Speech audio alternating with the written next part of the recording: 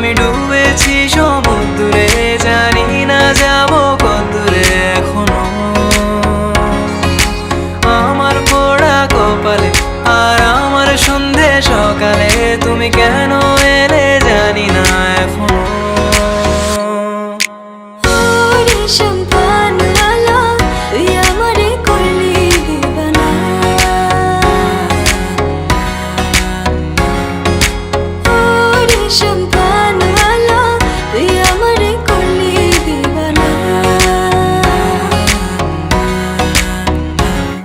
এলো মেঘ যে এলো ঘিরে বৃষ্টি